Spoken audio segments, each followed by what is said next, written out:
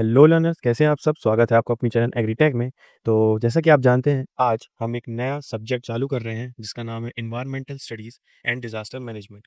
मैंने इस सब्जेक्ट को दो पार्ट में डिवाइड किया है। एक पार्ट में हम इन्वायरमेंटल स्टडीज़ पूरा पढ़ेंगे एंड देन दूसरे पार्ट में हम डिज़ास्टर मैनेजमेंट को इन डेप्थ में पढ़ेंगे। एंड आज का एजेंडा देखें तो फर्स्ट लेक्चर में हम पढ़ेंगे इकोसिस्टम स्ट्रक्चर और देखेंगे कि जो इकोसिस्टम के टाइप्स क्या क्या होते हैं। तो चलिए शुरू करते हैं। इंट्रोडक्शन से देखें तो an ecosystem is a community of organism and their physical environment that interact with each other to maintain balance in nature. The term eco refers to the part of the word and the system refers to the coordinating units। मतलब कि जो ecosystem है वो एक community है organisms की जो कि अपने फिजिकल एनवायरनमेंट, मतलब कि एक एनवायरनमेंट होता है जो मेंटली होता है एंड एक फिजिकल एनवायरनमेंट रहता है जिसमें हम एक दूसरे को देख पाते हैं, फील कर पाते हैं, टच कर पाते हैं, जो कि उनसे इंटरेक्ट करता है आपस में और एक नेचर का जो बैलेंस होता है उसे मेंटेन करने में हेल्प करता है। तो अगर इकोसिस्टम को ब्रेक डाउन करें तो उसमें दो वर्ड आते हैं, एक इको और एक सिस्टम। तो हम देखें कि अगर जो इको है उसका मतलब होता है कि जो हमारी दुनिया है उसका एक पार्ट, उसको हम इको बोलते हैं। एंड जो सिस्टम है उसको इससे रेफर करते हैं कि जो कोऑर्डिनेटिंग यूनिट्स होती हैं, मतलब जैसे कि कोई भी यूनिट्स हैं जो आपस में कोऑर्डिनेट कर रही हैं, उनको हम सिस्टम बोलते हैं। तो इंट्रोडक्शन हो गया। नेक्स्ट देखते हैं, अगर हम स्ट्रक्चर देखें इकोसिस्टम का तो the structure of our ecosystem refers to the complex network of interaction among its biotic and abiotic components. मतलब कि जो इकोसिस्टम का स्ट्रक्चर है वो एक कॉम्प्लेक्स नेटवर्क में इंटरेक्ट करता है बायोटिक और एबायोटिक कंपोनेंट से। अब मैं बता दूं, बायोटिक वो होते हैं जो लिविंग ऑर्गेनिजम्स होते हैं, जैसे कि हम हो गए, ह्यूमन बींग्स हो गए, एनिमल्स हो गए एंड एक्सेट्रा।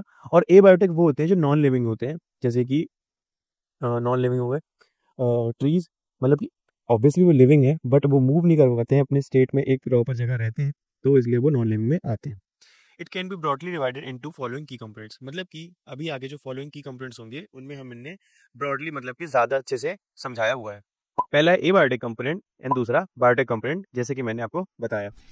तो अगर हम देखें कि एबायोटिक कंपोनेंट्स क्या होते हैं, तो ये ऐसे कंपोनेंट होते हैं जो कि नॉन लिविंग एलिमेंट्स को सपोर्ट करते हैं इकोसिस्टम में और लिविंग ऑर्गेनिज्म के साथ बढ़ते हैं। ये फिजिकल फैक्टर्स और केमिकल फैक्टर्स को इंक्लूड करते हैं। तो अगर हम देखें कि फिजिकल फैक्टर्स क्या हैं, तो sunlight, temperature, humidity, atmospheric pressure and wind, ये सब हमारे फिजिकल फैक्टर्स हैं। देन अगर हम केमिकल फैक्टर्स देखें तो water, mineral, nutrients, pH level and gases like oxygen, carbon dioxide etcetera, ये हमारे केमिकल फैक्टर्स होते हैं।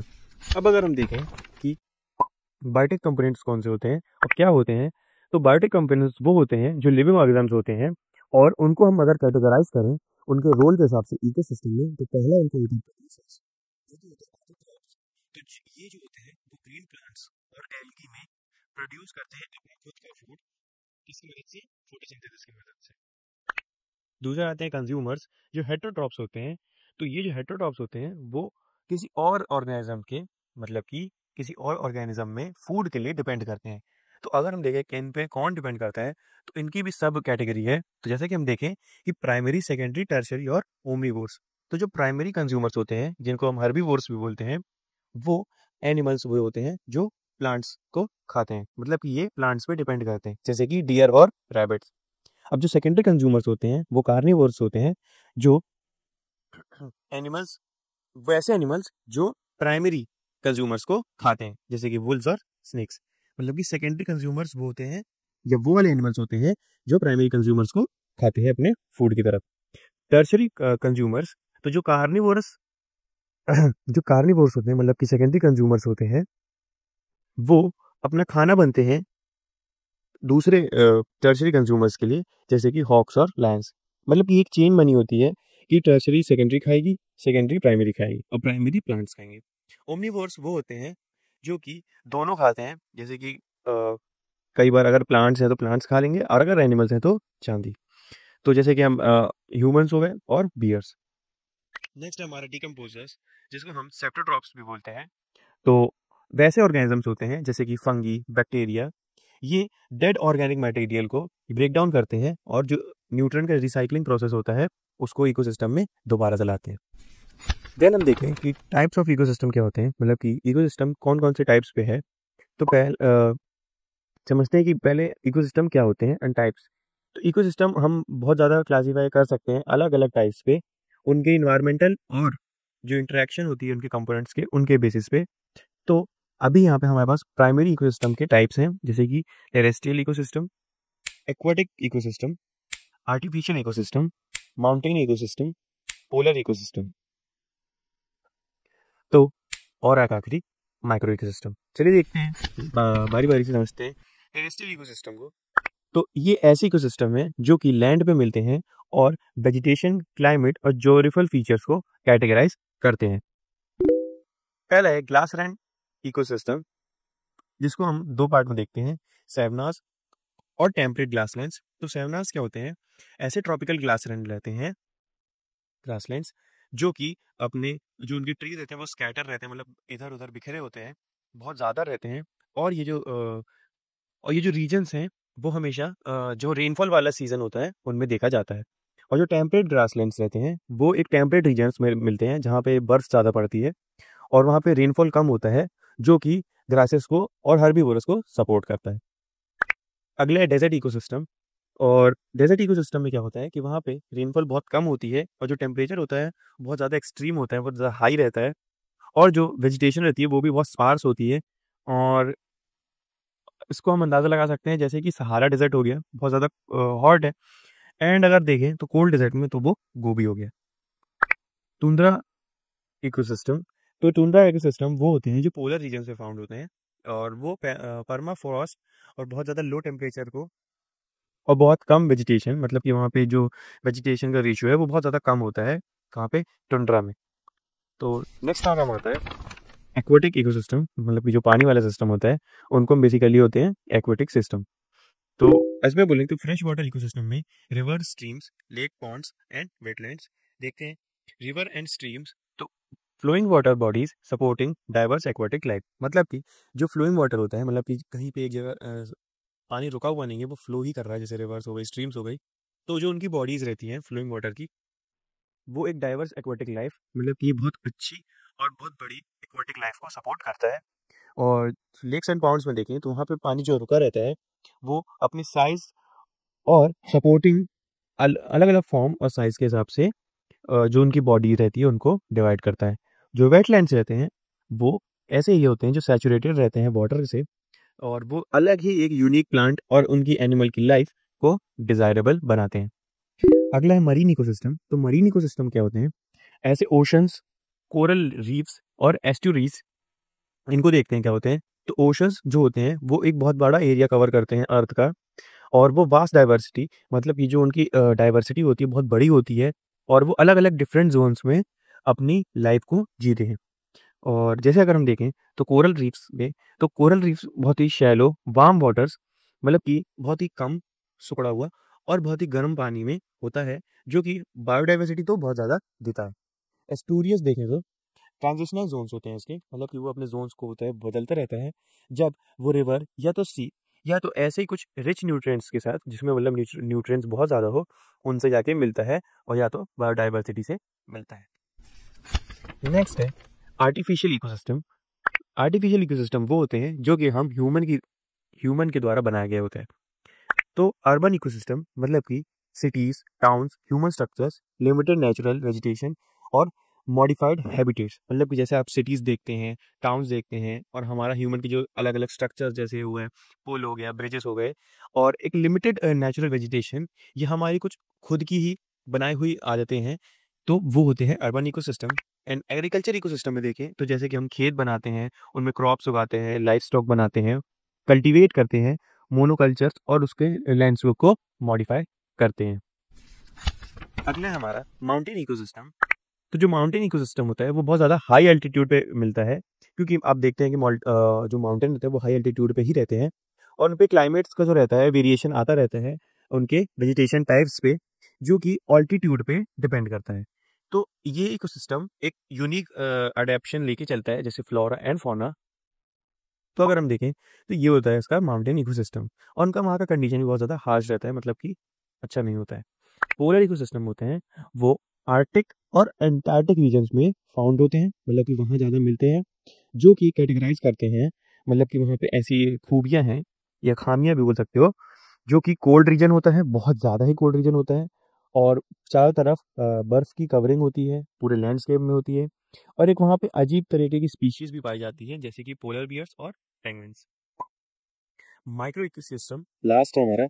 तो माइक्रो इकोसिस्टम जो होता है वो स्मॉल स्केल इकोसिस्टम होता है, जैसे कि हम पॉन्ड्स में अगर कर दें या गार्डन कर दें या कोई भी ऐसी रोटिंग लॉक बना दें जिसको हम छोटे एरिया पे इकोसिस्टम कर रहे हैं, इको से बना रहे हैं और सपोर्ट कर रहे हैं अलग अलग फॉर्म को, ताकि हम एक लाइफ बना सके एक छोटे से लिमिटेड एरिया में। तो एजेंडा बता रहा है कि फॉरेस्ट इकोसिस्टम टाइप्स, कैरेक्टरिस्टिक्स और उसकी कुछ स्ट्रक्चर्स एंड फंक्शंस पढ़ेंगे फॉरेस्ट इकोसिस्टम के बारे में। चलिए शुरू करते हैं फटाक से, इंट्रोडक्शन से देखते हैं। तो फॉरेस्ट इकोसिस्टम एक ऐसा इकोसिस्टम है जो कि बहुत ज़्यादा बड़ा और डेंस है ट्रीज की ग्रोथ में, जो कि हमारे को एनिमल्स और बर्ड्स को सपोर्ट करता है। अगर हम इंडिया में देखें तो 19% जो फॉरेस्ट है वो टोटल एरिया कवर करता है हमारे लैंड एरिया का। तो अगर हम आगे देखें तो फॉरेस्ट सिस्टम के टाइप्स, तो हमारा पहला आता है ट्रॉपिकल रेन फॉरेस्ट। तो जो ट्रॉपिकल रेन फॉरेस्ट है वो इक्वाटर के पास मिलता है, जहाँ पे जो टेम्परेचर होता है वो बहुत ज़्यादा हाई होता है, और जो उनकी पत्तियाँ होती हैं ट्रीज़ की वो बहुत ज़्यादा बड़ी होती हैं, जैसे कि सैंडल्स। और अगर हम एनिमल्स में देखें तो वहाँ पे लायन और टाइगर मिलते हैं। अगर हम देखें ट्रॉपिकल डिडीशियस फॉरेस्ट, तो वो ऐसे फॉरेस्ट होते हैं जो इक्वेटर के अलग, मतलब इक्वेटर से दूर मिलते हैं, जहाँ का क्लाइमेट थोड़ा वार्म रहता है, हल्का गर्म रहता है, और वहाँ पे डिडीशियस ट्रीज होते हैं जैसे कि मैपल, ओक। और अगर हम देखें एनिमल्स, तो वहाँ पे डियर, फॉक्स, रैबिट्स एक्सेट्रा मिलते हैं या पाए जाते हैं। हम देखें अगला, तो टेम्परेट रेन फॉरेस्ट। तो जो ऐसे टेम्परेट रेन फॉरेस्ट ऐसे होते हैं जो कि एडिकेट रेनफॉल एरियाज में पाए जाते हैं, मतलब कि जहाँ बारिश होती है हल्की फुल्की वहाँ पे पाए जाते हैं। और वहाँ के जो ट्रीज होते हैं वो कॉन्फेरस होते हैं, मतलब कि जैसे कि पाइन्स वाले ट्रीज, फर्स। और वहाँ पे जो एनिमल्स होते हैं वो होते हैं स्क्विरल्स, फॉक्स, कैट्स और एटसेट्रा। अगला है टेम्परेट डिडीशियस फॉरेस्ट।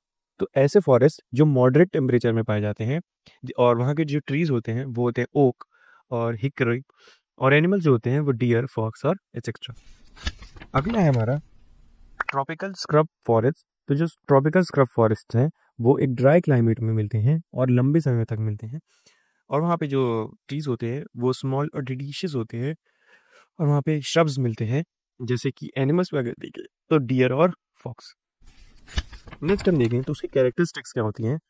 तो पहली कैरेक्टरिस्टिक्स है कि वो बहुत ही वार्म टेम्परेचर में रहते हैं, मतलब वहाँ का टेम्परेचर बहुत हल्का गर्म रहता है, वहाँ की जो रेनफॉल होती है वो बहुत एडिकेट रहती है, एंड वहाँ जो क्लाइमेट रहता है और जो रेनफॉल रहती है वो बहुत मेंटेन रहती है, मतलब ना ज़्यादा रेनफॉल होगी ना ज़्यादा क्लाइमेट में वेरिएशन आएगा। और वो बहुत ज़्यादा वाइल्ड एनिमल्स और बायोडाइवर्सिटी को प्रोटेक्ट भी करता है और सपोर्ट करता है। जो सॉइल होती है वहाँ की वो बहुत ही मिनरल से भरी हुई होती है, जो कि ट्रीज की ग्रोथ को बहुत ज़्यादा हेल्प करता है। जो पेनिट्रेशन होता है लाइट का वो बहुत ज़्यादा कम रहता है, तो जो ऑर्गेनिक मैटर का कन्वर्जन होता है वो बहुत ज़्यादा जल्दी होते हैं। अगर हम देखें स्ट्रक्चर एंड फंक्शन, अब चूंकि मैंने स्ट्रक्चर और फंक्शंस हमारे ईडीएम के, मतलब कि इन्वायरमेंटल स्टडीज़ के फर्स्ट लेक्चर जो मैंने अभी प्रीवियसली अपलोड किया है उसमें बता चुका है, आप देख सकते हैं जाके, सेम है, बट ये एक नया लेक्चर है तो मैं इसमें आपको फिर से बता दूंगा, बट इन डेप्थ अगर आपको समझना है तो आप वाली वीडियो कंसीडर कर सकते हैं। तो इसके कुछ होते हैं ए बायोटिक एंड बायोटिक कंपोनेंट्स। अब फटाफट समझते हैं ए बायोटिक क्या होते हैं। तो ए बायोटिक कंपोनेंट्स वो कंपोनेंट्स होते हैं जो कि फिजिकली कंपोनेंट्स, या वो होते हैं जो फिजिकली प्रेजेंट होते हैं सॉइल में और एटमॉस्फेयर में, जैसे कि टेम्परेचर, लाइट, रेनफॉल और मिनरल्स। अगर हम देखें कि बायोटिक कंपोनेंट्स क्या होते हैं, तो बायोटिक कंपोनेंट्स बहुत ज़्यादा होते हैं अलग अलग प्रकार के। तो पहले होते हैं प्रोड्यूसर्स। तो जो प्रोड्यूसर्स होते हैं वो जो उनके जो प्लांट्स रहते हैं वो सनलाइट को अब्जॉर्ब करते हैं और उससे खाना बनाते हैं फोटोसिंथेसिस की मदद से। अगर हम देखिए उसके एग्जाम्पल, तो ट्री, श्रब्स और प्लांट्स। अगले आते हैं कंज्यूमर्स। तो कंज्यूमर्स होते हैं वो अलग अलग फैक्टर्स में डिवाइडेड है, जैसे कि प्राइमरी कंज्यूमर्स वो होते हैं जो हर्बीवोर्स होते हैं और जो प्लांट्स को ईट करते हैं, और प्लांट्स पे डिपेंड करते हैं अपने फूड के लिए, जैसे कि इंसेक्ट्स, रोड, रैट, गोट, डियर, काउ, हॉर्स एटसेट्रा। फिर आते हैं सेकेंडरी कंज्यूमर्स, जिनको हम देखते हैं कि वो ऑलरेडी डिपेंडेंट हैं किन पे, प्राइमरी कंज्यूमर्स पे अपने फूड के लिए, एंड वो हर्बीवोर्स पे डिपेंड करते हैं ताकि उनको खाना मिल सके, जैसे कि frog, birds, cat, snake, foxes etcetera. Last आता है टर्शियरी कंज्यूमर्स, जो सेकेंडरी कंज्यूमर्स पे डिपेंड करते हैं अपने खाने के लिए, और जैसे कि उस पर एग्जाम्पल्स देखें तो टाइगर्स, लायंस एटसेट्रा। लास्ट आता है हमारे डिकम्पोजर्स ऑर्गेनिजम्स, मतलब कि ये ऐसे ऑर्गेनिजम्स होते हैं जो कि डेड ऑर्गेनिज्म में पाए जाते हैं, और वो प्लांट और एनिमल दोनों को या डिकम्पोज मटेरियल्स को खाते हैं अपने छोटे छोटे कंपाउंड्स में ब्रेक करके, जैसे कि हो गया हमारा बैक्टीरिया और फंगी। तो कि आज हम फूड चेन पढ़ेंगे और फिर उसके कुछ टाइप्स देखेंगे, देन फूड वेब के बारे में जानेंगे, एंड फिर हम दोनों में डिफरेंस देखेंगे कि फूड वेब और फूड चेन में डिफरेंस क्या होते हैं। चलिए शुरू करते हैं, एंड फूड चेन से शुरू करते हैं।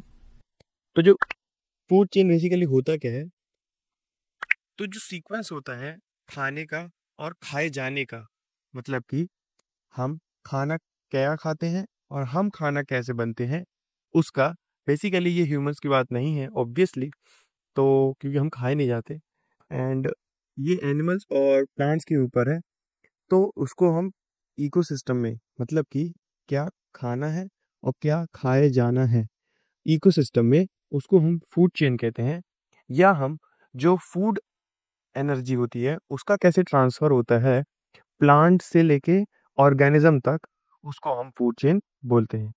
जैसे कि आप देख पा रहे हैं कि फूड चेन अगर ग्रास लैंड में देखें तो पहले प्लांट्स, जिसको हम प्रोड्यूसर्स बोलते हैं, वो रैट्स, मतलब कि उससे रैट्स पे आते हैं प्राइमरी कंज्यूमर्स, देन स्नेक्स जो कि सेकेंडरी कंज्यूमर्स हैं, एंड देन ईगल्स जो टर्शियरी कंज्यूमर्स हैं।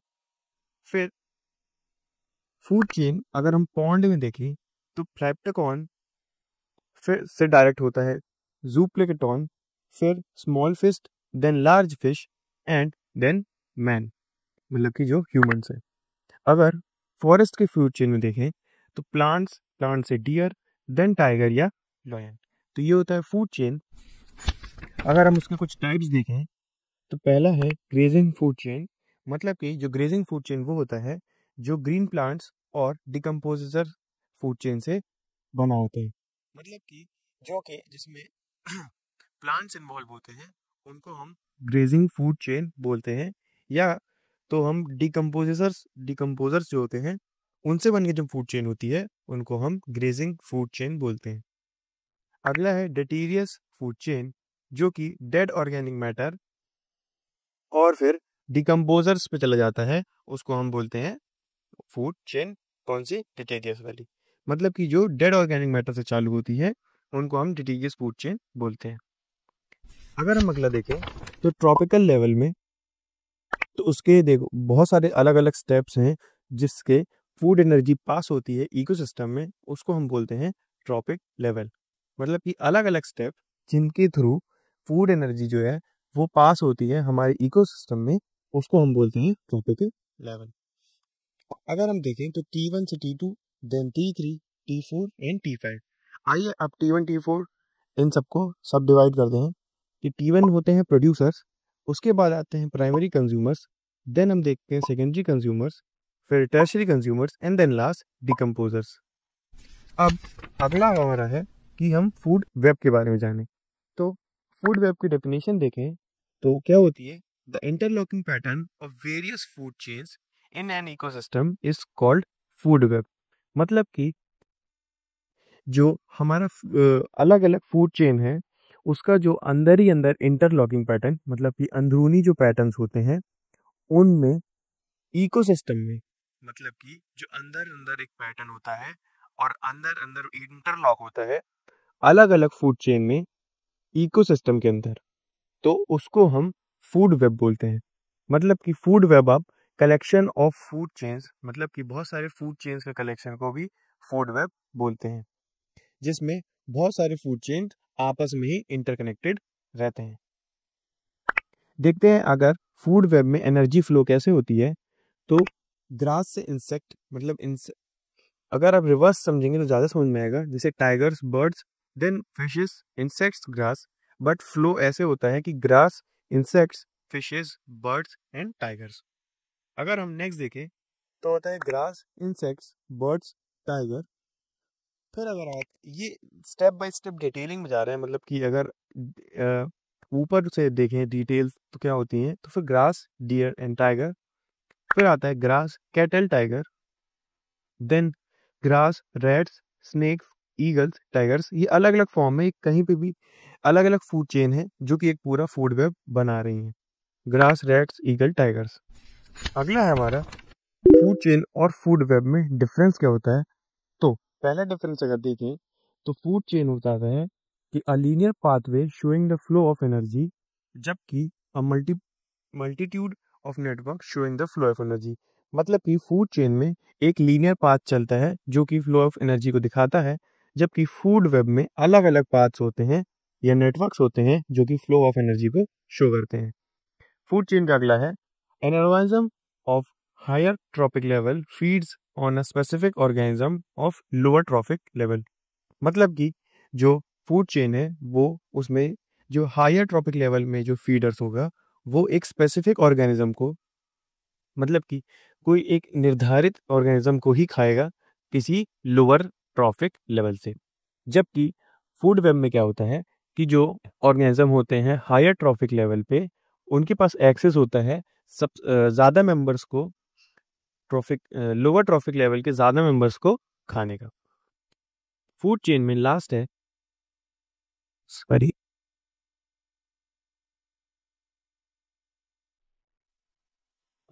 फूड चेन में लास्ट है has no effect on adaptability and competitiveness of organism. मतलब कि उसमें अडेप्टेबिलिटी, मतलब कि कुछ अडेप्ट करने के लिए कोई इफेक्ट ऐसा नहीं होता है, ना ही वहाँ पे ऐसा कुछ कॉम्पिटिटिव सा ऑर्गेनिजम्स के बीच होता है। जबकि फूड वेब में एक इम्प्रूविंग, मतलब कि अपनी जो एबिलिटी है उसको इम्प्रूव करने का और एक कंपटीशन का रोल बहुत ज़्यादा होता है ऑर्गेनिजम्स के बीच। इकोलॉजिकल पिरामिड जानेंगे एंड इकोलॉजिकल सक्सेशन, इसको इन डेप्थ पे जानेंगे। चलिए शुरू करते हैं। फर्स्ट, इकोलॉजिकल पिरामिड क्या होता है। तो geographical representation of structure and function of trophic level of N ecosystem is called ecological pyramid. मतलब कि जो जोग्राफिकल रिप्रेजेंटेशन होती है, मतलब कि जो ग्राफ बनता है उसका जो रिप्रेजेंट होता है किसका, स्ट्रक्चर और फंक्शन का ट्रॉपिकल लेवल में एक इकोसिस्टम में रह पे, उसको हम इकोलॉजिकल पिरामिड बोलते हैं। अगर हम देखें उसके कुछ टाइप्स क्या होते हैं, तो पहला होता है पिरामिड ऑफ नंबर्स। मतलब कि जो पिरामिड ऑफ नंबर्स होता है वो एक नंबर ऑफ एनर्जी दिखाता है हर ट्रॉपिक लेवल पे। डेफिनेशन आप पढ़ सकते हैं। और पिरामिड ऑफ एनर्जी, तो pyramid of energy amount of energy her organism में जो कि हर एक ट्रॉपिक लेवल में प्रेजेंट है उसको दिखाता है। नेक्स्ट है हमारा लास्ट पिरामिड ऑफ बायोमास। तो जो पिरामिड ऑफ बायोमास है वो लिविंग और ऑर्गेनिक मैटर जो कि हर पर्टिकुलर इन्वायरमेंट पे एग्जिस्ट कर रहा है उसको हम बायोमास बोलते हैं। और जो डिक्रीज आता है बायोमास में लोअर ट्रॉपिक लेवल से हायर ट्रॉपिक लेवल पे, उसको हम पिरामिड ऑफ बायोमास कहते हैं। अगर हम इनको बारी बारी से समझें तो पहला आता है पिरामिड ऑफ नंबर्स। तो पहला होता है प्रोड्यूसर। तो जो फर्स्ट ट्रॉपिक लेवल को ऑक्यूपाई कर रहा है उसको हम बोलेंगे प्रोड्यूसर्स। एंड देन अगर आप डायग्राम में देखें तो आपको ज़्यादा समझ में आएगा। एंड प्राइमरी कंज्यूमर्स होते हैं जो सेकेंड ट्रॉपिक लेवल को ऑक्यूपाई कर रहे होते हैं। एंड देन सेकेंडरी कंज्यूमर्स जो कि थर्ड ट्रॉपिक लेवल को ऑक्यूपाई करते हैं, क्योंकि जो स्नेक्स होते हैं वो लोअर होते हैं नंबर में रैट्स के, मतलब कि रैट्स के मुकाबले स्नेक्स कम होते हैं। देन टर्शियरी कंज्यूमर्स जो कि फोर्थ ट्रॉपिक लेवल का कंज्यूम कर रहे हैं और साइज उनका बहुत ही कम होता है। नेक्स्ट है हमारा पिरामिड ऑफ एनर्जी। तो पिरामिड ऑफ एनर्जी में हर level heavy loss of energy दिखा रही है। एंड चूंकि ये ऐसा होता है तो जो शार्प डिक्रीज है एनर्जी लेवल में वो साफ दिख रहा है। नेक्स्ट है हमारा पिरामिड ऑफ बायोमास। तो पिरामिड ऑफ बायोमास, तो जो अमाउंट ऑफ लिविंग है ऑर्गेनिक मैटर की हर पर्टिकुलर इन्वायरमेंट में, उसको हम बायोमास बोलते हैं। और जो डिक्रीज आता है बायोमास में लोअर ट्रॉपिक लेवल से हायर ट्रॉपिक लेवल में, तो उसको हम बायोमास पिरामिड का बोलते हैं। जैसे कि लायन टाइगर का, snake fox, insects, birds, deers and tree shrubs और ग्रासेस का। तो इकोलॉजिकल सक्सेशन जो हमारा लास्ट टॉपिक है आज का, तो देखते हैं। तो जब progressive replacement of one community by another till the development of stable community in a particular area is called ecological succession. मतलब कि जो एक प्रोग्रेसिव रिप्लेसमेंट होता है किसी भी एक कम्युनिटी का दूसरी कम्युनिटी से, जब तक एक कम्युनिटी स्टेबल नहीं हो जाती किसी भी एक पर्टिकुलर एरिया में, तो उसको हम इकोलॉजिकल सक्सेशन बोलते हैं। अगर देखें तो इकोलॉजिकल सक्सेशन के स्टेजेस क्या होते हैं, तो जो पहला स्टेज होता है उसको कहते हैं पायोनियर कम्युनिटी। तो पायोनियर कम्युनिटी जो होती है वो पहले ग्रुप ऑफ ऑर्गेनिजम्स के सेरल स्टेज पे बनती है, फिर जो वेरियस स्टेज होते हैं डेवलपमेंट के कम्युनिटी में उसको डेवलप करती है। अगला होता है कि टाइप्स क्या होते हैं इकोलॉजिकल सक्सेशन के। तो पहला होता है प्राइमरी सक्सेशन, जो कि ग्रेजुअल एस्टेब्लिशमेंट इन्वॉल्व करता है अपने अंदर बायोटिक कम्युनिटी के, जो कि हंड्रेड्स को लाइफलाइज करते हैं ऑन अ ग्राउंड लेवल। उसके बाद हाइड्रोसर, फिर देखते हैं तो इस्टेब्लिशमेंट होता है वाटरी एरिया का, और वो स्टार्ट हो जाता है वाटरी एरिया का एस्टेब्लिशमेंट करना। और फिर जैसे देखें तो लेक और पॉन्ड। फिर होता है हमारा एक्सर्ज, जिसको हम एक्सोर्स भी बोलते हैं, जो कि होता है ड्राई एरिया का एस्टेब्लिशमेंट करना, जैसे कि डेजर्ट और रॉक। फिर आता है हमारा सेकेंडरी सक्सेशन। तो सेकेंडरी सक्सेशन में हम देखते हैं कि उसमें बायोटिक कम्युनिटीज का एस्टेब्लिशमेंट होता है एक पर्टिकुलर एरिया में, जहाँ पे जो बायोटिक कम्युनिटी होती है ऑलरेडी प्रेजेंट होती है। तो पहला है बायोडाइवर्सिटी, उसकी क्लासिफिकेशंस, हॉटस्पॉट्स, थ्रेड्स, एंड आखिरी में देखेंगे एक स्पेशल टॉपिक जो कि रिवॉर्ड टॉपिक है आपके लिए, वो है रेड डेटा बुक। देखते हैं बायोडाइवर्सिटी क्या होता है।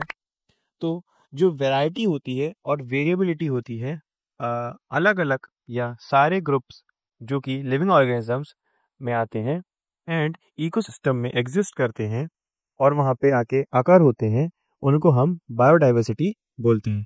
तो डेफिनेशन भी पढ़ सकते हैं आप, the variety of variability among all groups of living organism and the ecosystem in which they occur. आज का लेक्चर थोड़ा लंबा हो सकता है क्योंकि बायोडाइवर्सिटी को हम इन डेप्थ पढ़ रहे हैं। तो क्लासिफिकेशन अगर देखें तो जेनेटिक डाइवर्सिटी, तो जेनेटिक डाइवर्सिटी वो होती है जो कि स्पीशीज़ के साथ ही, मतलब कि जो डाइवर्सिटी के साथ ही जो स्पीशीज़ बढ़ती हैं उन्हें हम जेनेटिक डाइवर्सिटी बोलते हैं। जिसके एग्जांपल्स है टीक वुड वेराइटीज और जैसे Indian, Burma, Malaysians. Species diversity मतलब कि वो डाइवर्सिटी जिनके बीच स्पीशीज का डिफरेंट हो, मतलब कि डिफरेंस हो स्पीशीज का, उनको हम स्पीशीज डाइवर्सिटी बोलते हैं। जैसे कि प्लांट स्पीशीज में देखें तो एप्पल, मैंगो और ग्रेप्स। एनिमल स्पीशीज में देखें तो लायन, टाइगर और एलिफेंट्स। एंड अगर हम कम्युनिटी इकोसिस्टम या इकोसिस्टम डाइवर्सिटी देखें तो ऐसी डाइवर्सिटी जो इकोलॉजिकल और हैबिटेट लेवल में एग्जिस्ट करती हैं हमारे इकोसिस्टम में, उनको हम कम्युनिटी या इकोसिस्टम डाइवर्सिटी बोलते हैं। नेक्स्ट है हमारा हॉटस्पॉट ऑफ बायोडाइवर्सिटी। तो क्या होता है हॉटस्पॉट ऑफ बायोडाइवर्सिटी? तो जो हॉटस्पॉट होते हैं वो जियोग्राफिकल एरियाज होते हैं जो कि हाई एंडेमिक स्पीशीज को पोजेस करते हैं, मतलब कि हाई एंडेमिक स्पीशीज को प्रोड्यूस करते हैं। ऐसे जियोग्राफिकल एरिया जो हाई एंडेमिक स्पीशीज को प्रोड्यूस करते हैं या पोजेस करते हैं, उन्हें हम हॉटस्पॉट ऑफ बायोडाइवर्सिटी बोलते हैं। या ऐसे एरिया जो कि डेजिग्नेट होते हैं हॉटस्पॉट के लिए जब कम से कम वहाँ पे 0.5% प्लांट स्पीशीज एज एंडेमिक होना चाहिए। मतलब कि वो एरिया हॉटस्पॉट के डिजाइन किए रहते हैं जो कम से कम 0.5% प्लांट स्पीशीज को देते हैं। कौन कौन सी एरिया हॉटस्पॉट होते हैं? तो हम देखा जाए तो 25 हॉटस्पॉट पूरे वर्ल्ड वाइड में अवेलेबल है, जो कि दो हमारे इंडिया में ऑलरेडी प्रेजेंट हैं। एक है जो ईस्टर्न हिमालयाज में है, जैसे कि नेपाल, भूटान, इंडो भूटान रीजन, जो कि 30% एंडेमिक स्पीशीज को कवर करते हैं। जबकि जो वेस्टर्न घाट है, जैसे कि श्रीलंका रीजन, महाराष्ट्र, कर्नाटका, तमिलनाडु एंड केरला, तो यहाँ टोटल 150 एंडेमिक स्पीशीज एग्जिस्ट करती हैं। अगर हम देखें तो थ्रेट्स क्या है बायोडाइवर्सिटी के, तो पहला है हैबिटेट लॉस, मतलब कि जो पॉपुलेशन का लॉस है इंटरब्रीडिंग ऑर्गेनिज्म में, उसको हम हैबिटेट लॉस बोलते हैं। अगर देखें तो पहला है हमारा डिफॉरेस्टेशन, तो जो फॉरेस्ट और जो ग्रास लैंड्स हैं उनको क्लियर किया जा रहा है एग्रीकल्चर लैंड या कोई डेवलपमेंट के लिए, जैसे कि हमको जैसे बिल्डिंग्स बनानी है या एटसेट्रा, तो उसके डेवलपमेंट की वजह से बहुत सारी जो स्पीशीज हैं वो लॉस हो रही है, और जो नेचुरल हैबिटेट है उनको भी हम खो रहे हैं। नेक्स्ट है हमारा डिस्ट्रक्शन ऑफ वेटलैंड्स, मतलब कि जो वेटलैंड्स होते हैं, मतलब कि जो गीली सतह होती है, वो भी खराब हो रही है पॉल्यूशन और ड्रेनेज के वजह से। एंड अगला है डेवलपमेंट एक्टिविटीज़, तो जो कंस्ट्रक्शन ऑफ डैम्स होते हैं फॉरेस्ट में या इंडस्ट्रियल इन्फ्लुएंस होते हैं जैसे अलग अलग, तो वो बर्ड्स को और जो एक्वेटिक ऑर्गेनिज्म है, मतलब कि जो पानी में रहने वाले जीव जंतु हैं, उनको भी बहुत तरीके से हार्म करती है ये जो डेवलपमेंट एक्टिविटीज़ होती हैं। नेक्स्ट हमारा हैबिटेट फ्रेगमेंटेशन, तो जो हैबिटेट होती है वो अलग अलग छोटे छोटे पार्ट्स में डिवाइड हो जाती हैं और इधर उधर बिखर जाती हैं, क्योंकि एनिमल्स और बर्ड्स को बर्बाद करती हैं। अगला है रॉ मटेरियल, तो जो प्रोडक्शन में हाइब्रिड सीड की जो प्रोडक्शन होती है उनमें यूज़ होता है, चूँकि वाइल्ड प्लांट्स और रॉ मटेरियल्स में भी यूज़ होता है। नेक्स्ट है हमारा प्रोडक्शन ऑफ ड्रग्स, तो फार्मेटिकल कंपनीज जो होती हैं वो वाइल्ड प्लांट्स को कलेक्ट करती हैं हमारे अपने ड्रग्स प्रोडक्शन के लिए, तो जो मेडिकल प्लांट्स होते हैं वो उनका एक्सटिंक्शन कम होता है। इलीगल ट्रेड, तो जो ट्रेड होता है वाइल्ड लाइफ रिड्यूस का, तो जो मतलब ऐसे ट्रेड्स होते हैं, तो वाइल्ड लाइफ का वो रिड्यूस हो रहा है बायोडाइवर्सिटी में। तो अगर हम देखें अगला टॉपिक, तो वो हमारा आता है पोचिंग। तो पोचिंग ऐसा वो टॉपिक है जहां हम देखते हैं या किलिंग होती है या हंटिंग होती है एनिमल्स की, जहाँ पे किलिंग और हंटिंग होती है एनिमल्स की उसको हम पोचिंग बोलते हैं। जिसके हम देखेंगे टाइप्स, तो टाइप से हमारा आता है subsistence poaching, killing animals for surviving, मतलब कि ऐसे जीव जंतु को मारने पे जिनको हम सर्वाइविंग के लिए करते हैं उनको हम सब्सिस्टेंस पोचिंग बोलते हैं। कमर्शियल पोचिंग वो होती हैं जिनको हम सेल करने के लिए, जो एनिमल्स को हम हंट करते हैं उनको हम कमर्शियल पोचिंग बोलते हैं। जो फैक्टर्स होते हैं जो इन्फ्लुएंस करते हैं पोचिंग को, वो होता है ह्यूमन पॉपुलेशन। तो बढ़ती ह्यूमन पॉपुलेशन की वजह से जो फॉरेस्ट के रिसोर्स होते हैं उनको कंज्यूम करने का जो प्रेशर है वो बहुत ज़्यादा बढ़ जाता है। कमर्शियल एक्टिविटीज़, तो जो हम देखते हैं कि जो वाइल्ड लाइफ की स्मगलिंग होती है, उनके जो प्रोडक्ट्स होते हैं वो बहुत ज़्यादा हाई प्रॉफिट देते हैं, तो उसकी भी स्मगलिंग बहुत ज़्यादा होती है वाइल्ड लाइफ की। एग्जाम्पल्स अगर देखें तो male gorilla for its body part, मतलब कि जो मेल गोरिल्ला होता है उनके बॉडी पार्ट्स बहुत ज़्यादा हाई प्रॉफिटेबल होते हैं एंड इसकी स्मगलिंग बहुत ज़्यादा होती है। जो ब्लू मॉर्फा बटरफ्लाई है, वो जो ट्रेस बनती हैं उनको अट्रैक्टिव दिखाने के लिए हम ब्लू मॉर्फो बटरफ्लाई का यूज़ कर लेते हैं या स्मगलिंग करते हैं। वाइट फेदर, जो लेडीज़ की जो हैट होती हैं उनमें जो वाइट फेदर्स लगते हैं वो स्नोई लेयर्स एग्रीट के उससे इन्फ्लुएंस से लगता है। जो एलिफेंट्स के फीट होते हैं वो ऐश ट्रेस बनाने के काम आते हैं, और वो स्मगल किए जाते हैं। जो बंगाल टाइगर्स रहते हैं वो 1 लाख मिलियन डॉलर्स में फॉरेन मार्केट में सोल्ड होते हैं एंड वो भी स्मगल किए जाते हैं। अगला हम देखें तो हमारा आता है मैन वाइल्ड लाइफ कॉन्फ्लिक्ट्स, ये हमारा लास्ट थ्रेट है। मतलब थ्रेट्स तो ऐसे बहुत सारे हैं, मैंने मेन 3 उठाए थे, जिसके एग्जाम्पल्स होते हैं सांबलपुर जो उड़ीसा में है, एंड जहाँ पे 195 ह्यूमंस किल्ड किए जा चुके हैं एलिफेंट्स के द्वारा, जो कि इन रिलेशन में थे 98 एलिफेंट्स के जो कि किल्ड किए जा चुके हैं, और 30 इंजर्ड है विलेजेस के द्वारा। नेक्स्ट है हमारा कोटे, जो कि चमराजा नगर मैसूर में है, तो जो कि शुगर केन और कॉटन क्रॉप की एक्सप्लोजेस करते हैं।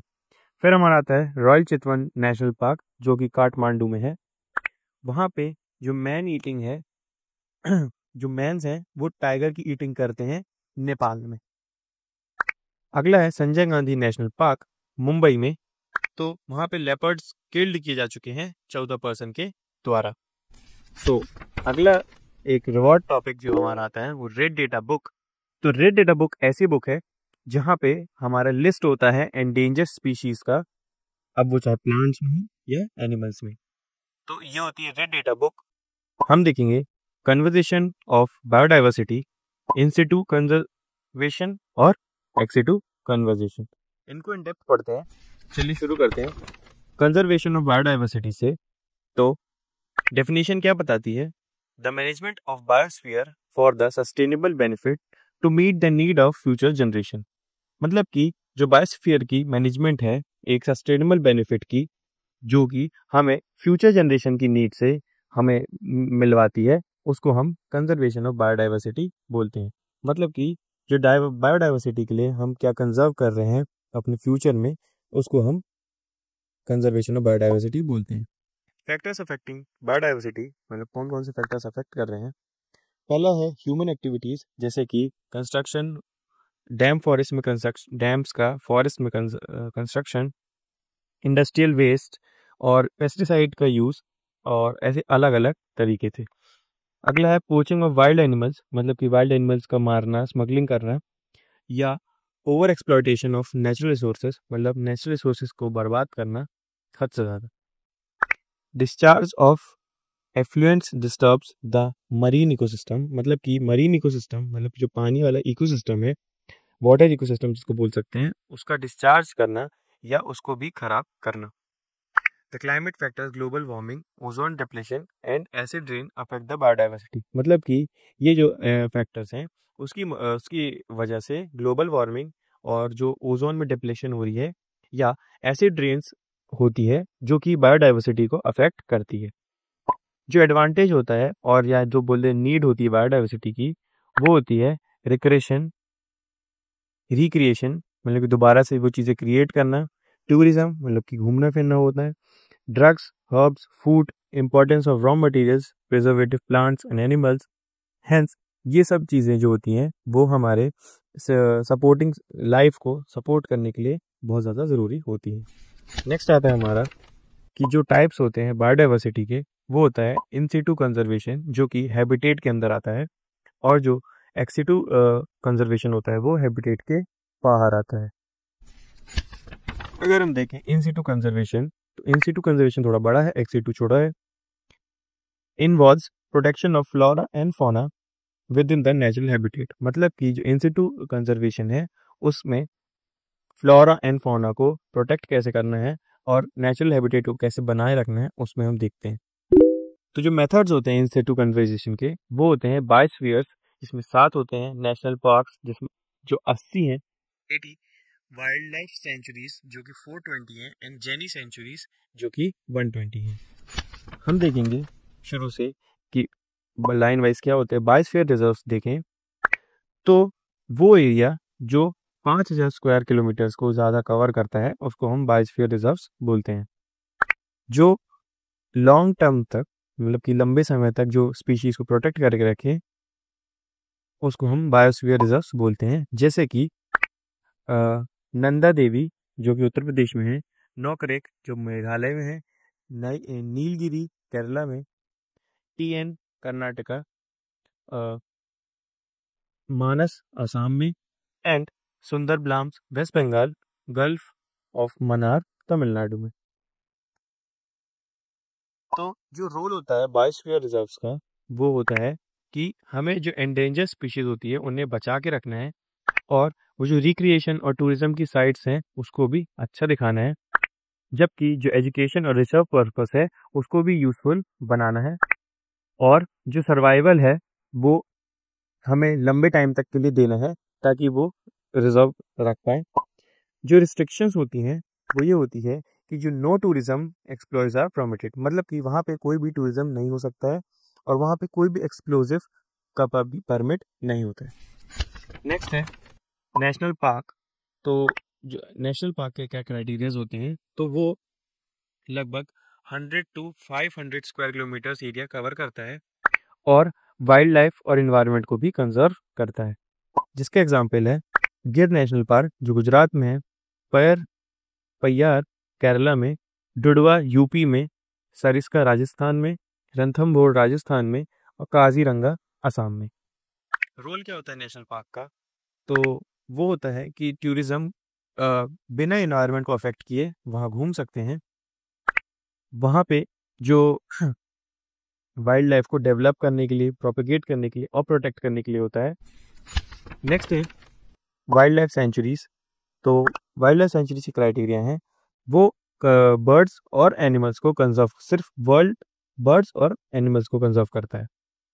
जिसके एग्जाम्पल है मधुमलई वाइल्ड लाइफ सेंचुरी जो कि तमिलनाडु में, और विदांगल बर्ड सेंचुरी जो तमिलनाडु में है, सुल्तानपुर बर्ड सेंचुरी हरियाणा में, घना बर्ड सेंचुरी राजस्थान में, वाइल्ड एज सेंचुरी गुजरात में। जो रोल होता है वाइल्ड लाइफ सेंचुरी का वो ये होता है कि वो एनिमल्स को प्रोटेक्ट करते हैं और सिर्फ टिम्बर की हार्वेस्टिंग को और कलेक्शन ऑफ प्रोडक्ट जो होते हैं फॉरेस्ट के उनको सिक्योर करता है। जो रिस्ट्रिक्शंस हैं, तो किलिंग, हंटिंग, शूटिंग ये सब प्रोहिबिटेड रहती है वाइल्ड लाइफ की उन एरिया के अंदर। नेक्स्ट है जेन सेंचुरी।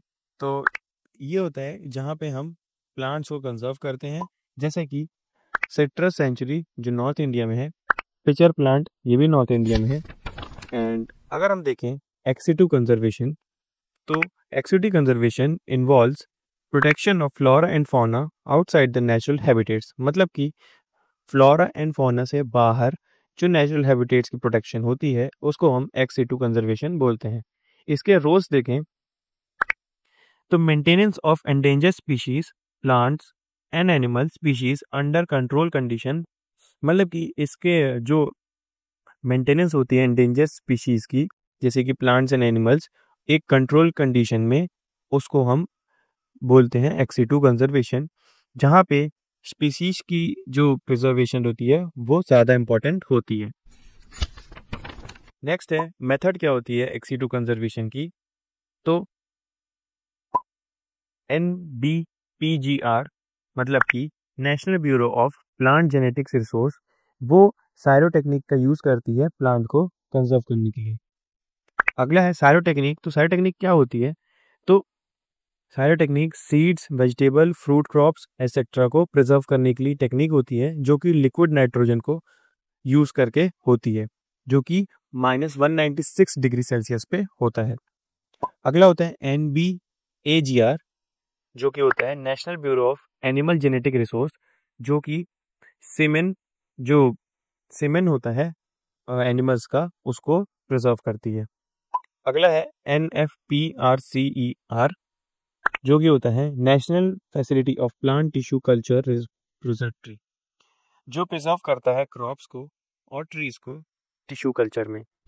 तो आज हम पढ़ेंगे इन्वायरमेंटल पोल्यूशन एंड उसके कुछ टाइप्स देखेंगे, जैसे कि air pollution, water pollution, soil pollution and thermal pollution. तो चलिए देखते हैं, शुरू करते हैं।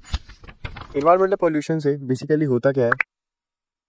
तो जो इन्वायरमेंटल पोल्यूशन होता है वो एक बहुत ज़्यादा हार्मफुल सब्सटेंस होता है जो कि हमारे इन्वायरमेंट में ऑलरेडी प्रेजेंस होता है अलग अलग फैक्टर्स की वजह से, जो कि हमारे एयर को, वाटर को, सॉइल को और अलग एलिमेंट्स को हार्म करता है और डैमेज पहुंचाता है।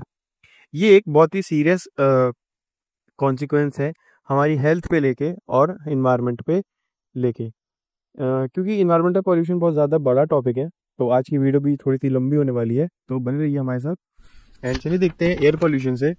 तो the presence of one or more contaminants like dust, smoke, mist and odour in the atmosphere which is injurious to human being, plants and animals. मतलब कि एयर पोल्यूशन वो होता है जहाँ पे एक या एक से ज़्यादा कंटामिनेंट्स प्रेजेंट होते हैं, जैसे कि डस्ट, स्मोक, मिस्ट, ओडोर, ये सब अगर एक से ज़्यादा प्रेजेंट हैं हमारे एटमॉस्फेयर में और वो हमारे ह्यूमन बींग्स, प्लांट्स और एनिमल के लिए इंजरियस हैं, मतलब कि डेंजरस हो सकते हैं या हमें हार्म कर सकते हैं, तो उसको हम एयर पोल्यूशन बोलते हैं।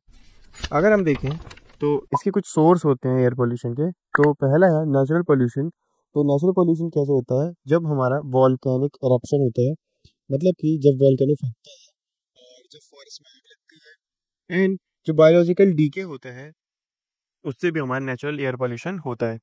नेक्स्ट हमारा मैन मेड एक्टिविटीज़।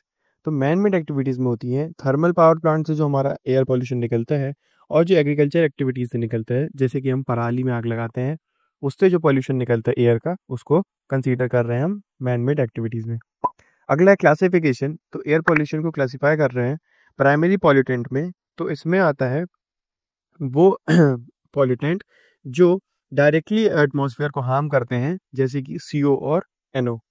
फिर आते हैं सेकेंडरी पॉल्यूटेंट, जो कि ऐसे रिएक्ट करते हैं जैसे कि वो एक दूसरे से बढ़ते हैं, जिस कुछ और बेसिक कंपोनेंट की वजह से एयर में प्रेजेंट होते हैं और अपना न्यू पॉल्यूटेंट्स बनाते हैं। एक या एक से दूसरे से मिलने के साथ प्रेजेंट होते हैं और न्यू पॉल्यूटेंट्स बनाते रहते हैं। नेक्स्ट हम देखें तो हमारा था इसके हम कंट्रोल कैसे कर सकते हैं एयर पोल्यूशन को, उसके कुछ मेजर्स हैं। एंड सोर्स कंट्रोल अगर देखें तो होता है कि हमें हमेशा अनलीडेड पेट्रोल ही यूज़ करना चाहिए, और जो फ्यूल है वो लो सल्फर और ऐश कंटेंट का होना चाहिए। आप इंग्लिश में देख सकते हैं, डेफिनेशन आपके सामने है, मैं उसको एक्सप्लेन कर दे रहा हूँ। और जो प्लांट्स होते हैं उनको स्ट्रीट के अलोंग बिजी रखना चाहिए, क्योंकि वो जो पार्टिकुलेट्स होते हैं कार्बन डाइऑक्साइड या कार्बन मोनोऑक्साइड को वो अब्जॉर्ब करते हैं, और जो नॉइस होती है उसको भी अब्जॉर्ब करते हैं। प्लांट्स हो गया और ट्रीज हो गया। जो इंडस्ट्रीज का वेस्ट होता है वो कोई एक डिस्पोजल साइट्स में होना चाहिए, ताकि वो जो आउटसाइड मतलब जो सिटी के आउटसाइड होता है उनमें, मतलब सिटी के आउटसाइड में ही होना चाहिए, ताकि सिटी में जो हम रहते हैं उस पे हमको डेंजरस ना हो। हमें हमेशा जो हमारे कन्वर्टर्स होते हैं उसमें कैटलिस्टिक कन्वर्टर यूज होने चाहिए, जो कि हमें एमिशन में हेल्प करते हैं कार्बन मोनोऑक्साइड और हाइड्रोकार्बन की। जो घर होते हैं, स्कूल होते हैं, रेस्टोरेंट होते हैं और जो पार्क होते हैं, वो हमेशा एक खुले एरिया में बनने चाहिए, कोई बिजी स्ट्रीट में नहीं बनना चाहिए। अगर चूंकि बिजी स्ट्रीट में बनेगा तो हमें वहाँ से पॉल्यूशन आएगा, क्योंकि वहाँ पे हमेशा गाड़ी चलती रहेंगी, एंड वहाँ से हमें पॉल्यूशन आता रहेगा तो हमारी हमको हार्म करेगा। नेक्स्ट आता है हमें इंडस्ट्रियल सेंटर्स में हम कैसे कंट्रोल कर सकते हैं। तो जो एमिशन रेट होता है वो एक रिस्ट्रिक्टेड फॉर्म में होना चाहिए, मतलब कि एक निर्धारित मात्रा में होना चाहिए, कि अगर इससे ज़्यादा होता है तो आप एमिट नहीं कर सकते हैं, जो कि नहीं है, और उसकी कोई परमिसिबल लेवल भी नहीं है। अगला है जो एयर पॉल्यूशन होता है उसका कोई कंट्रोल करने का इक्विपमेंट भी नहीं है, जो कि होना चाहिए एंड मैंडेटरी भी होना चाहिए, मतलब कि ज़रूरी होना चाहिए। जो लगातार मॉनिटरिंग होती है एटमॉस्फेयर की, ताकि हम जान पाएँ कि जो डेंजरस गैसेस एमिट हो रही हैं वो किस लेवल पे एमिट हो रही हैं। जो इक्विपमेंट यूज़ होते हैं कंट्रोल करने के लिए, तो वो होते हैं मैकेनिकल डिवाइसेस होते हैं, जैसे कि scrubbers, cyclone separators, bag house and electrostatic precipitates and reducing particular pollutants. तो ये कुछ इक्विपमेंट्स थे कंट्रोल करने के लिए एयर पोल्यूशन के। नेक्स्ट हम देखें हम आता है वाटर पोल्यूशन। तो वाटर पोल्यूशन क्या होता है? जो अल्टरेशन होता है फिजिकल और केमिकल या बायोलॉजिकल कैरेक्टरिस्टिक्स में वाटर में, वो जो हमें हार्मफुल इफेक्ट दे सकता है ह्यूमन लाइफ को भी और एक्वेटिक लाइफ को भी। एक्वेटिक लाइफ मतलब कि जो पानी में जीव जंतु रहते हैं, उनको जो भी फिजिकली केमिकली या बायोलॉजिकल चीज़ें हार्म करती हैं, उसको हम वाटर पोल्यूशन बोलते हैं। अगर हम देखें तो इसकी कुछ टाइप्स, इफेक्ट, सोर्स वो क्या होते हैं वाटर पोल्यूशन के। तो इन्फेक्शन एजेंट्स होते हैं, वो देखें तो example bacteria, virus, protozoa and parasitic worms, ये सब होते हैं इसके एग्जाम्पल। सोर्स हम ह्यूमन होते हैं और एनिमल के वेस्ट होते हैं। इफेक्ट उसका बहुत ज़्यादा होता है और अलग अलग तरीके की डिजीज पैदा होती हैं।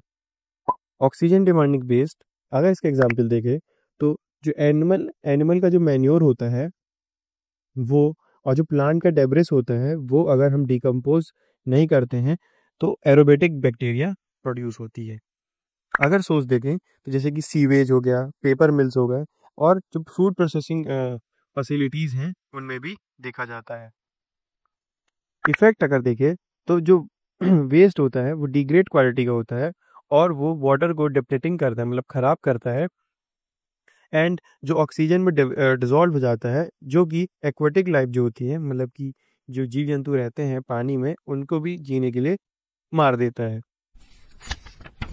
अगला देखें तो इनऑर्गेनिक केमिकल्स, तो एग्जाम्पल आता है कि जो वाटर में सॉल्युबल हो जाते हैं इनऑर्गेनिक केमिकल्स, और वो जो टॉक्सिक मेटल्स होते हैं जैसे कि लीड, आर्सेनिक एंड सेलेनम, तो वो वाटर में सॉल्युबल हो जाते हैं क्योंकि वो इनऑर्गेनिक केमिकल्स हैं। और कुछ ऐसे भी सॉल्ट्स होते हैं जैसे कि NaCl, वो भी बहुत ज़्यादा हार्म करते हैं। सोर्स है जैसे कि surface run of and industrial influence, और हाउस होल्ड जो क्लीनर्स रहते हैं उसकी वजह से भी होता है। इफेक्ट तो मतलब ये हमें स्किन के कैंसर में और जो नेक का डैमेज होता है उसको पहुंचाता है। एंड जो डैमेज होता है नर्वस सिस्टम में, लीवर में, किडनी में, उनमें भी होता है।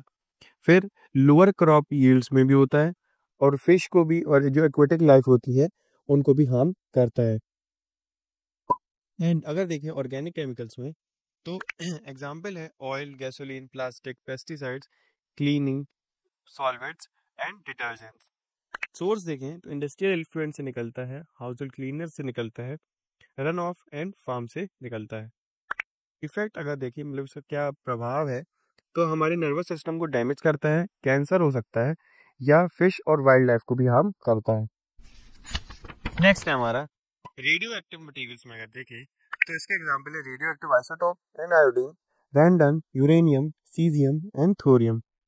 अगर इसका सोर्स तो nuclear power plants, mining, nuclear weapons और प्रोडक्शन से होता है, and genetic mutation, birth defects और सर्टेन कैंसर्स में भी इसका इफेक्ट देखा जाता है। Point and non point source अगर देखें वाटर पोल्यूशन का, तो पॉइंट सोर्स में आता है वो डिस्चार्ज पॉल्यूटेंट्स जो कि एक लोकेशन ढूंढते हैं, जैसे कि पाइप हो गया, डिस्चेस हो गए, और सीवर्स हो गए। और जैसे कि एग्जांपल में अगर देखें तो जो फैक्ट्री के सीवेज ट्रांसफर प्लांट्स होते हैं उनमें पॉइंट वाटर पोल्यूशन होता है। नॉन पॉइंट सॉल्यूशन में देखें तो ये हमेशा लार्ज एरियाज में होते हैं, और जो एयर शेड होते हैं वहाँ जाके पोल्यूट करते हैं वाटर को रन ऑफ की वजह से। एग्जाम्पल होता है run of chemical and cropland of surface water. Next हमें देखें तो soil pollution, and soil pollution होता है वो कंटामिनेंट जो कि सॉइल में होते हैं हमारे ह्यूमन और नेचुरल एक्टिविटीज के द्वारा, जो कि हमें हमें जीने के लिए हार्मफुल इफेक्ट क्रिएट करते हैं। अगर हम देखें तो टाइप्स क्या होते हैं, तो इंडस्ट्रियल वेस्ट होते हैं। सोर्स वही होता है कि पल्प एंड पेपर मिल से जो निकलता है, chemical industries, oil refineries, sugar factories, tanneries, textile and steel fertiliser से निकलते हैं। इफेक्ट वही इफेक्ट होते हैं जो कि अल्टर केमिकल, मतलब कि केमिकल होता है, एंड हमारे बायोलॉजिकल प्रॉपर्टीज ऑफ सॉइल में भी डिफेक्ट करता है। बहुत सारे ऐसे केमिकल्स होते हैं जो हजार्डियस होते हैं, और वो हमारे खाने की जो फूड चेन चलती है उस पर भी ये डिजॉल्व हो जाते हैं, और जो सॉइल होता है वो भी बहुत ज़्यादा डैमेज हो जाती है। जो अर्बन वेस्ट होता है उसका सोर्स क्या होता है, मतलब plastic, glasses, metallic cans, fibres, papers, rubber, steeps, sweepings and other discard manufactured products, और ये सब बहुत ज़्यादा डेंजरस होते हैं। अगला है एग्रीकल्चर प्रैक्टिसेस, बहुत ज़्यादा मेन है, जो कि सोर्स करती हैं huge quantity of fertilisers, pesticides, herbicides and weedicides, जो कि हम ये सब डालते हैं ताकि जो क्रॉप की यील्ड है, मतलब कि क्रॉप की जो उगने की क्षमता है वो बढ़ सके। अगर इससे हटे, इसके अलावा तो हमें फार्म में वेस्ट मिलते हैं जैसे कि मैन्योर, स्लरी एंड जो ये होते हैं वो रिपोर्ट किए गए हैं किसके लिए, हमारी सॉइल पॉल्यूशन के कॉज के लिए देखे गए हैं।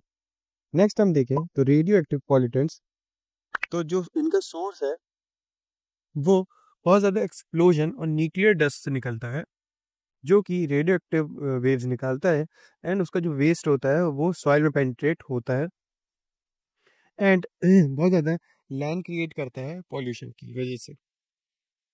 बायोलॉजिकल जो एजेंट्स होते हैं वो अगर देखें तो जो उनका सोर्स है उसकी वजह से जो सॉइल होती है वो लार्ज क्वांटिटी में गायब होती है, जो कि ह्यूमन, एनिमल और बर्ड में एक्सक्रीट करती है। एंड जो मेजर सोर्स होता है लैंड का वो पॉल्यूटेड हो जाता है बायोलॉजिकल एजेंट्स की वजह से। अगला देखें तो कंट्रोल मेजर्स क्या होते हैं इसके। तो हमें हमेशा जो फार्म लैंड होता है उसका अर्बनाइजेशन कम करना चाहिए। सेकेंडली हमें जो फार्म और फॉरेस्ट्री की जो प्रैक्टिसेस है उन्हें सीखना चाहिए। नेक्स्ट है हमें जो मटेरियल्स होते हैं अनवांटेड मटेरियल्स उनकी जो प्रॉपर डंपिंग होती है वो करनी चाहिए। जो प्रोडक्शन होता है नेचुरल फर्टिलाइजर्स का उन्हें बढ़ाना चाहिए। प्रॉपर हाइजीनिक कंडीशंस रखनी चाहिए। पब्लिक में अवेयरनेस फैलानी चाहिए। जो हमें रिसाइकल इन रीयूज और वेस्ट का उसको सीखना चाहिए। हमें टॉक्सिक केमिकल को बैन करना चाहिए। नेक्स्ट हम देखें तो हमारा आता है थर्मल पॉल्यूशन जो लास्ट है। तो ये शायद ये डिफाइन कर रहा है कि जो एक्सेस डिजायरेबल हीट होती है हमारे इन्वायरमेंट में जो कि हमें हार्मफुल हो सकती है, हमें एनिमल को, एक्वाटिक लाइफ को, और हमें ऐसे भी कॉज करती है जो हमें नॉर्मल एक्टिविटीज़ में भी हार्मफुल हो सकती है एंड एक्वाटिक लाइफ को भी हार्म करती है। नेक्स्ट देखें तो इसका आ रहा है सोर्स। तो थर्मल पोल्यूशन के सोर्स हैं न्यूक्लियर पावर प्लांट्स, मतलब जो न्यूक्लियर पावर प्लांट से जो हमें थर्मल पोल्यूशन आती है वो बहुत ज़्यादा एक्सप्लोजन और एमिशन ऑफ न्यूक्लियर रिएक्टर से भी आती है एंड बहुत ज़्यादा हार्मफुल होती है। तो अगर हम नेक्स्ट देखें तो हमारा आता है कोल फायर्ड पावर प्लांट्स, मतलब कि जहाँ पे जो कोल के ज़रिए जो पावर अपने क्रिएट की जाती है वो वाले पावर प्लांट्स में भी हमारा जो थर्मल पावर प्लांट्स होते हैं उनमें कोल यूज़ करते हैं जैसे कि मैंने बताया, एंड कंडेंसर कॉयल यूज़ करते हैं जो कि कूल और डिस्चार्ज और हॉट वाटर बैग में काम आती है एंड वो लेक्स एंड फिश के मरीन ऑर्गेनिज्म में भी हार्म करती है। नेक्स्ट देखें तो इंडस्ट्रियल इन्फ्लुएंस जैसे कि textile, paper, pulp, sugar industries में डिस्चार्ज वेस्ट से जो निकलता है। डोमेस्टिक सीवेज में देखें तो म्यूनिसिपल सीवेज और हायर टेम्परेचर जो कि हमें ऑक्सीजन डिक्रीज करने में वो करता है, हार्म करता है, और जो उनका सो रिजल्ट होता है वो बहुत ज़्यादा बेकार होता है और उनकी जो स्मेल होती है वाटर में वो भी बहुत ख़राब होती है। नेक्स्ट आता है हमारा हाइड्रो इलेक्ट्रिक पावर, मतलब जी इलेक्ट्रिक पावर में हाइड्रो के जरिए यूज़ किया जाता है, उनमें जो थर्मल पॉल्यूशन होता है वो हमें बताया गया है।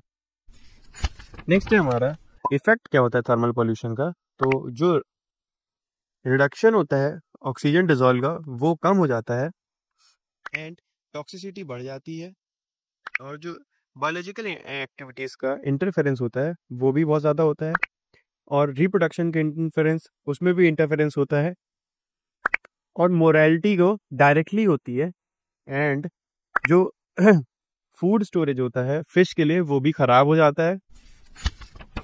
सो नेक्स्ट हमारा अगर हम कंट्रोल करें तो थर्मल पोल्यूशन को कैसे कर सकते हैं, हमारा आता है कूलिंग टावर्स। अगर हम कूलिंग टावर्स लगा दें तो हम कंट्रोल कर सकते हैं थर्मल पॉल्यूशन को।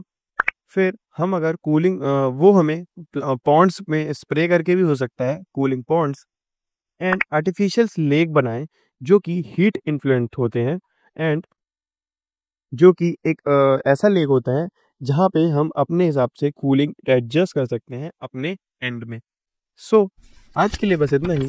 Thanks for watching learners. I hope आपको इन्वायरमेंटल पोल्यूशन के सारे टाइप्स और डेफिनेशन समझ में आई होगी। अगर आपको कुछ नहीं समझ में आया कमेंट करके बताइए। कौन सा वाला एयर पोल्यूशन आपको सबसे ज़्यादा पसंद आया वो भी कमेंट करिए, एंड आपके पास जो अलग से कुछ हो ऐड करने के लिए वो भी हमें बताइए, हम ज़रूर से देखेंगे। एंड अगर आपको वीडियो पसंद आई तो वीडियो को लाइक करें, चैनल को सब्सक्राइब करें। मैं मिलता हूँ आपसे नेक्स्ट लेक्चर में, तब तक के लिए गुड लक।